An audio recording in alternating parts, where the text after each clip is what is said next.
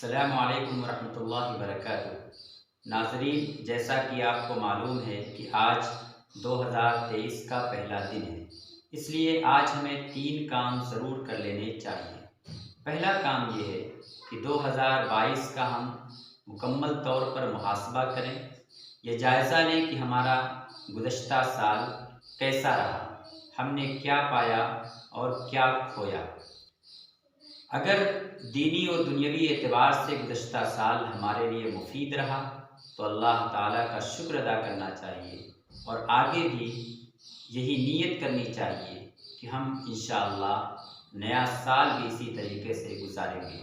اور اگر ہمارا گزشتہ سال یوں ہی گزر گیا، غفلت میں، کاہلی میں، بے مقصد زندگی گزارنے میں یا غیر منصوبہ بندی کے ساتھ گزر گیا، تو اس سال توبہ و استغفار کرنا چاہیے اور پھر نئے عزم کے ساتھ اس سال کی شروعات کرنی چاہیے۔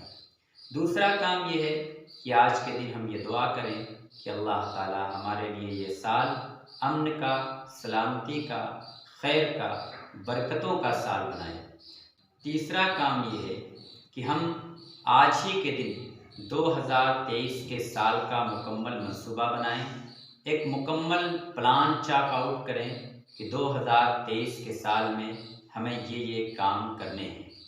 جب بھی منصوبہ بنائیں تو اس بات کا دھیان رکھیں کہ اپنے منصوبے کے اندر دین اور دنیا دونوں کی بھلائی کو جگہ دیں، اور اسی طریقے سے اس منصوبے کے اندر صرف اپنی ذات کی کامیابیاں اور اپنی ذات کے لیے حصولیابیاں مقصود نہ ہوں، بلکہ ملک و قوم اور سماج کے تئیں بھی اپنی ذمہ داریوں کو منصوبے کے اندر اپنے جگہ دیں۔ آپ جو بھی آج منصوبہ بنائیں، اس منصوبے میں اس اصول کو خاص دھیان میں رکھیں کہ ابھی یا پھر کبھی نہیں، ناؤ اور نیور، یعنی جو کام بھی شروع کرنا ہوتا ہے وہ آج ہی سے شروع کرنا ہوتا ہے۔ 2023 کے لیے جو بھی منصوبہ ہم بنائیں، اس منصوبے کو آج سے سٹارٹ کریں، آج سے شروع کریں، اس لیے کہ اگر آج سے نہیں شروع کریں گے تو پھر کل کبھی نہیں آتا۔